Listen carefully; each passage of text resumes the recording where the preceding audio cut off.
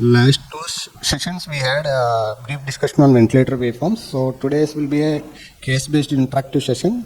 So first few slides I will be showing the scalars, loops and ideal ventilator waveforms to understand what modes we are using, and then I will go into the case. Then what are the new concepts in mechanical ventilation, derivatives and values, how to assess. So these are the scalars. So these different type of scalars we see in a ventilator when we keep any mode.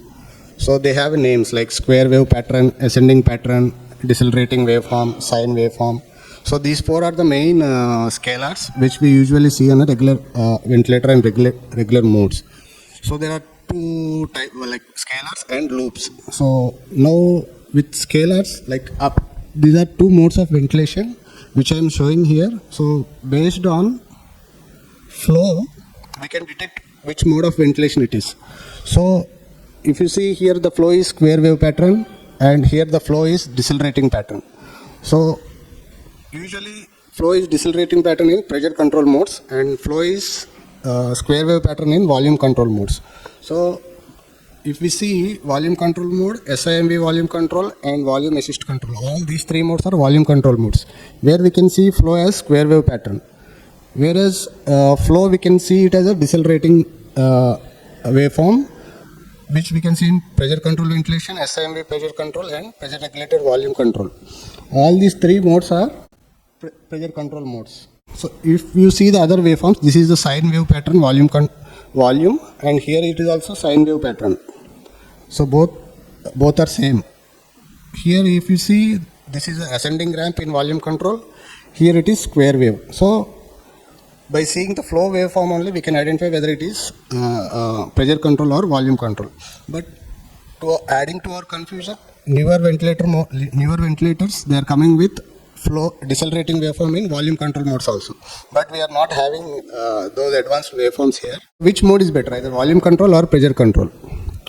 So in volume control ventilation, the peak airway pressure, which is the peak airway, it is little more higher than the pressure control mode. So whenever there is airway pressures are high, we are causing more trauma to the patient. So compared to volume control, pressure control mode is better. Pressure control ventilation volume guaranteed is nothing but PRVC, which we are using, is superior to volume control because of its lower peak inspiratory pressure and greater dynamic compliance. So I'll show with an example. This is a flow volume loop. These all we can see in a ventilator, and we can identify different types of pathology, like in spasms there will be in expiratory phase there will be a sudden decrease, like if there is any obstruction. So by seeing different flow volume loops, we can identify the pathology, underlying pathology. This is pressure volume loop. So we have applied a PEEP here, and inspirating is starting from here and it is ending here, and it is the expiration. So if we see the inspiratory limb here, from here the alveoli are start distending. So this is called the lower inflection point, and here usually it should get ended here, but it is going over distended. This is called bird picking. And again the expiration, the alveoli are collapsing. This is called upper inflection point, where alveolar derecruitment happens. So lower inflection point, upper inflection point. So here PEEP is already applied. If this inspiration starts from here, we measure the lower inflection point, and how much value it comes, that much PEEP we have to keep for the patient. So this is the bird beaking because of alveolar over distension. If we see this normal waveform, just to understand the terminology, this is the peak airway pressure. The peak is peak airway pressure, and the straight line, flat line is the plateau airway pressure. So the area under A is airway resistance, and area under B is alveolar distending pressure. So what we need to know is peak airway pressure and plateau airway pressure mainly. So I will just introduce the terms first. So it is FiO2 is 40, tidal volume 420, frequency 16. We can see peak is 31, and flow is square wave pattern. So it is volume control ventilation. Okay, if we go, this is the flow waveform is square wave pattern, and pressure waveform is ascending ramp. So by this we can see it is a volume control mode of ventilation. So peak airways are 31. When we change to pressure control or PRVC, both are pressure control modes. The waveform changes, flows to decelerating pattern and flow to square waveform pattern, and peak airways come down. So that is the advantage of pressure control ventilation, because the peak airway pressure decreases comparatively to volume control ventilation. So this is pressure volume loop and flow volume loop, which we can see, and we applied a PEEP of 14. So from 14 it is starting, and it is getting distended up to around 30, and its expression is starting back. So the linear the loop is, the more compliant the lung is. The loop, if it is going more towards the lateral side, the more pressure is required, so the compliance of the lung is less. So this is a normal waveform.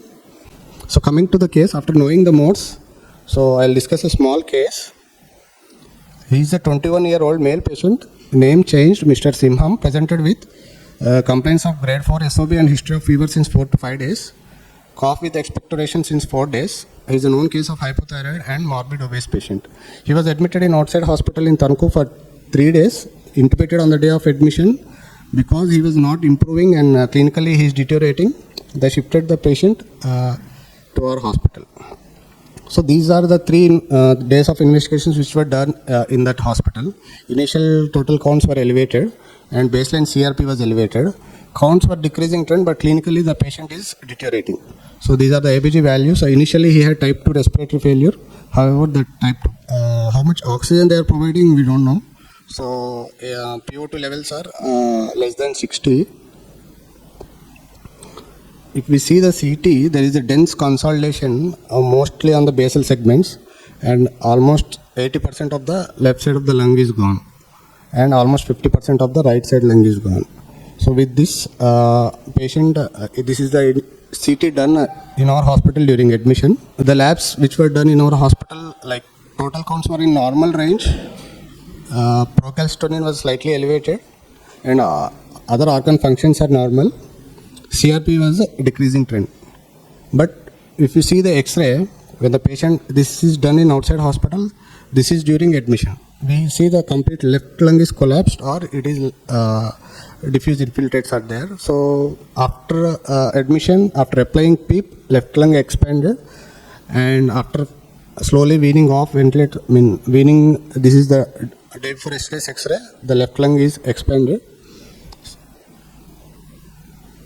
Sputum was sent for pneumonia biofid panel, which detected Pseudomonas with NDM gene positive and influenza. So antibiotics were escalated accordingly. If we see the ABGs, this is the first ABG where the FiO2 is 100 and P by F ratio is 51. So PO2 is 51 with FiO2 100% oxygen. So on admission, we started with high PEEP ventilation, which decreased FiO2 to 40 by next day. So, but still the patient took 4 days to get wean off from ventilator. So this is the ARDS net strategy for initiating lung protective ventilation in severe pneumonia or severe ARDS patients. So initially there is an inclusion criteria which says P by F ratio should be less than 300. If it is less than 300, it comes under mild category of ARDS. If it is less than 100, it is severe category. So our patient on admission, it was 50. Second inclusion criteria, bilateral infiltrates consistent with pulmonary edema. This we are not meeting. No clinical evidence of left atrial hypertension. This was not there for the patient. So how to calculate tidal volumes based on the initial predicted body weight. Patient's weight is more than 100 kgs, but we have to calculate the predicted body weight. Predicted body weight is 73 kgs. So according to that, his tidal volume is coming around 430 ml for 6 ml per kg of body weight. So we have put around 420 ml. So in any mode we can select. No particular mode they will recommend. Any mode we can select, but they will set a target of 6 ml of per kg of tidal volume. Oxygenation goal should be 55 to 80 PaO2 and SpO2 of 88 to 95. If we see this, there are 2 strategies: lower PEEP, higher FiO2, higher PEEP, lower FiO2. Anything we can follow. Like our patient, he had a PaO2 of very low level, so started with 14 PEEP, and the plateau pressure should not go beyond 30 centimeters. So after applying a PEEP of 14, the plateau pressure is around 30 centimeters, so we did not go beyond 14. So we can go PEEP up to 24, as long as the plateau pressure is less than 30 centimeter of water. So pH goals, pH should be maintained around 7.3 to 7.45. Respiratory rate should be less than 35. So according to PaCO2, we have to adjust the respiratory rate. So after titrating all this, if patient is improving, there is a weaning protocol, spontaneous breathing trials, which we can follow. So what they recommend is any mode. Tidal volume should be less than 6 ml per kg predicted body weight. Respiratory rate should be less than 35. Plateau pressure should be less than or equal to 30 centimeter of water. Oxygenation goal should be like PaO2 between 55 to 80 mmHg and SpO2 of 88 to 95. pH goal is 7.3 to 7.45. So this is on admission FiO2 was 100. This is the next day of admission where FiO2 has come down to 40 with a PEEP of 14. So we can see here it is a decelerating waveform in flow. So it is a pressure control mode like PRVC. The difference between pressure control and PRVC is here we can adjust the tidal volume, whereas in pressure control mode we can adjust only the pressure. So the plateau and peak both are 30 here. So we did not cross 30 and PEEP is 14 and FiO2 is 40. This is day before yesterday's where we reduced PEEP to 8, FiO2 to 30, and the peak you can see it has come down to 24. So patient is extubated after this ABG where P by F ratio is more than 250, like with FiO2 of 30, PO2s are around 80. And post extubation he was kept on CPAP with FiO2 of 50%, later tapered to 40%. Now patient is on intermittent CPAP support. So this is the X-ray, today's X-ray. Patient is still in ICU. So this is today's X-ray after weaning off ventilator. So few parameters we can derive from the values of the ventilator, and we can assess what trauma we are causing to the lung. One of it is the driving pressure. So ARDS net ventilation strategy does not take into account the varying proportion of lung that is not available for ventilation. Means we have only this part and very small part available for ventilation. That is called baby lung. So they do not consider how much part, ARDS net does not consider how much part is there available for ventilation. So decrease in available lung for ventilation manifests as decrease in respiratory compliance. In a diseased lung, though tidal volume calculated according to predicted body weight, the compliance is less. It will cause more mechanical stress even for 4 to 6 ml per kg per body weight. So though ARDS net recommend 4 to 6 ml per kg of body weight of tidal volume, even this will cause trauma to the lung, barotrauma to the lung. So normalizing tidal volumes to compliance using a ratio as an index to indicate the functional size of the lung provide a better predictor of outcomes in ARDS than tidal volume alone. So this ratio is termed as driving pressure. So driving pressure is given by tidal volume by compliance of the respiratory system. So we can also calculate it by P plateau minus PEEP. So these values we can see, and so what studies showed is driving pressure, if it is less than equal to 14, the probability of hospital survival by driving pressure. So if it is less than 14, the survival is good. If it is greater than 14, the survival is comparatively less. So as the driving pressure increases beyond 15 or 16, there is increased barotrauma to the lungs. So we can use this parameter. So we can set the ventilator settings so that driving pressure is not going beyond 14. Coming to our case, if we calculate the driving pressure, initially it was 17, it is more than 14, and later during weaning it is 15. So in obese patients, the baseline driving pressure will be high. So this patient is around 100 kgs. So the study did not say whether in overweight patients how much value we can take, but however we can wean off patient from ventilator even with these driving pressures. These high driving pressures are because due to the overweight of the patient, obesity. Stress index. This is one parameter. Using ARDS net low tidal volume strategy in ARDS patients, 2/3 patients showed no signs of hyperinflation, while 1/3 patients showed signs of hyperinflation. The later group had a higher pulmonary concentration of inflammatory cytokines.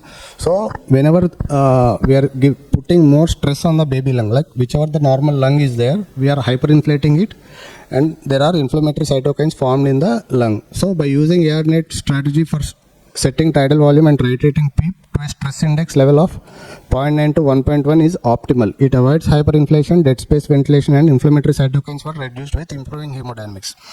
If we see here, by seeing the waveform, we can tell how is the stress index. Stress index 1 is optimal. If it is less than 1, we can apply more PEEP. If it is coving like this, we should decrease PEEP because we are over distending the alveoli. So we can avoid these two, and our optimal goal is to keep a stress index of 1. So if we see here, our pressure waveform, it is a straight line, so which indicates a stress index of 1. One more parameter, mechanical power. So this is nothing but the energy required by the ventilator to ventilate the lung. So how much energy, with how much energy it is ventilating the lung. The more is the energy, more is the trauma causing to the patient. So if we can see here, tidal volume is 640 ml, 10 ml per kg they are giving, and here they are reduced to 6 ml per kg body weight. So here mechanical power, this is the formula, like 2-3 formulas are there. After calculating mechanical power, it is 19.7.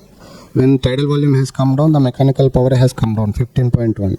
So there is decrease in 19%. So mechanical power of ventilation is associated with mortality in critically ill patients. An analysis of patients in 2 observational cohort studies. What they observed was high mechanical power of ventilation is independently associated with higher in-hospital mortality and several other outcomes. So lung protective ventilation will help in decreasing the mechanical power. So in our patient, if we calculate the mechanical power, this is the initial where P peak is 31. So it was 14 joules, and later during weaning it is 10 joules per minute. So ventilation has so many things we have to consider, like optimal PEEP, optimal sedation, optimal ventilatory support. Patient should not be struggling on ventilator.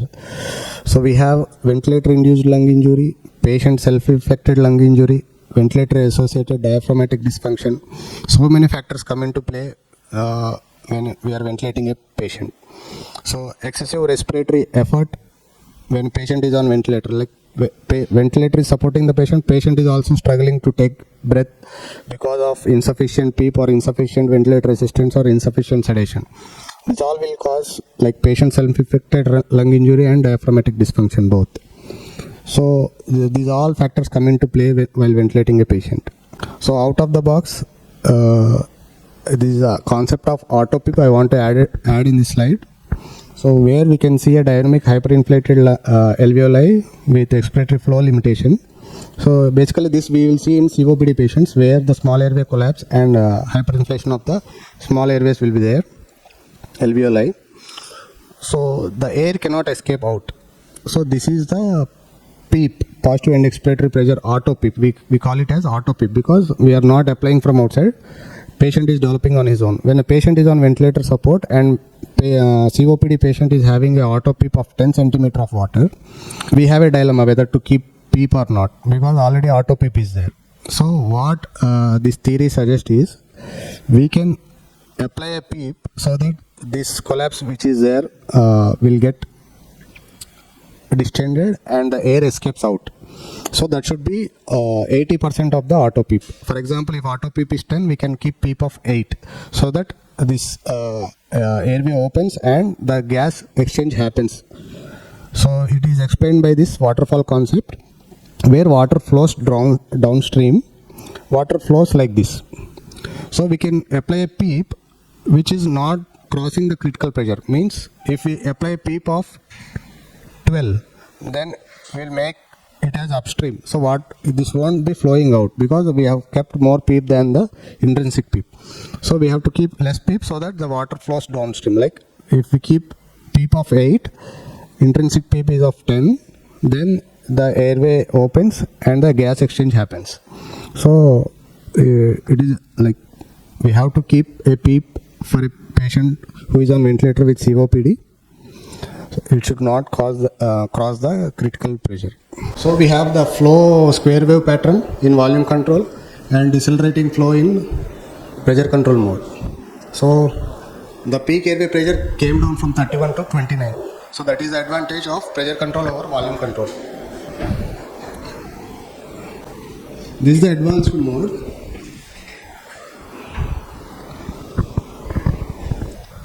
Both pressure control and PRVC, there is no, the waveform is decelerating. So both are pressure control modes. Where PRVC, when we can set the tidal volume. Pressure it will adjust. So directly it won't deliver the same tidal volume. You can see it is adjusting. Slowly it will start. Initially 272. Slowly it will rise. So if you see tidal volume, it came to 340. Slowly, breath by breath, it will analyze the pressure and according to that it will deliver. So again I am playing. You can see the volume control mode. Flow is square wave pattern. Peak airways are 31. In volume control, we can adjust only tidal volume. We cannot adjust pressure. So pressure ventilator will adjust and it will deliver accordingly. So the peak airways have come from 31 to 29, came now, and in pressure control mode we can adjust only pressure. So when the lung compliance increases with the same pressure, it can deliver 500 tidal volume. So we have to be vigilant and we have to adjust pressure according to tidal volumes. So the advantage of PRVC over pressure control mode is, so you can see we can adjust the tidal volume in a pressure controlled breath, where tidal volume will be constant and pressure it will adjust. So when the lung compliance increases, the pressure automatically it will come down. So if we see inspiration, it is ending here. This is the inspiratory pause.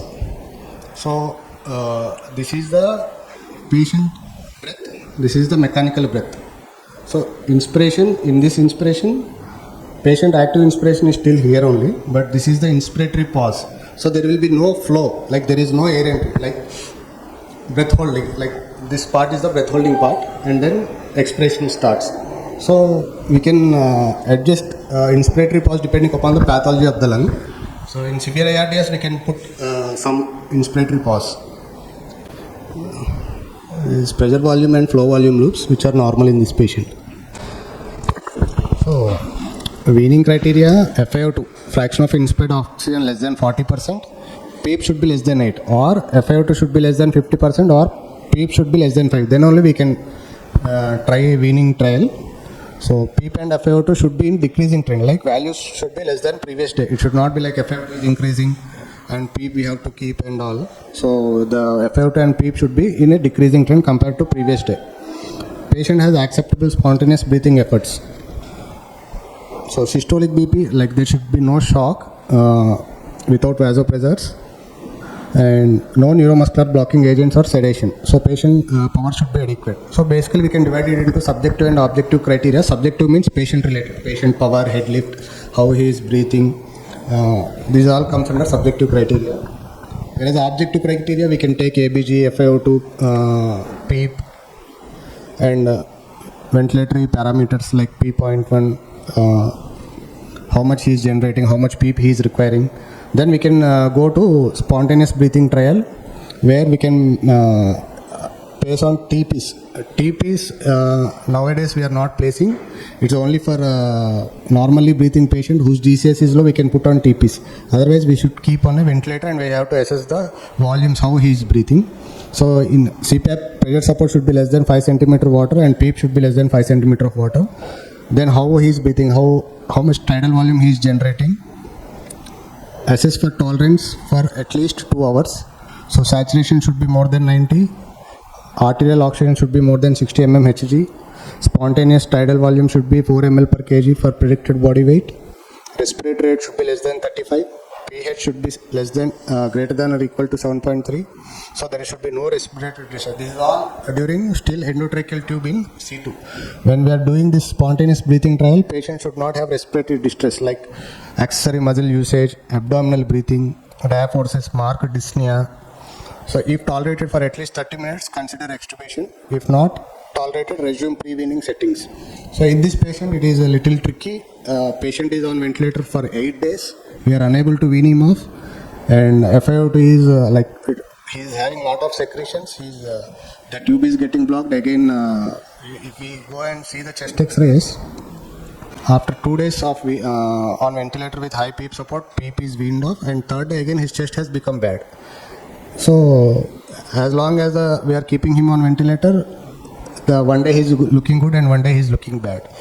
Though his respiratory rate was more than 40, we have to extubate him to NIV because his power is good. His FiO2 is less than 30.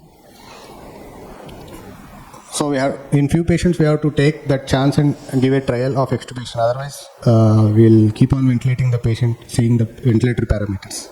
This is the pre-extubation ABG, which is done with PRVC mode only with FiO2 of 30%. So P/F ratio is more than 250. With PO2 are 80s.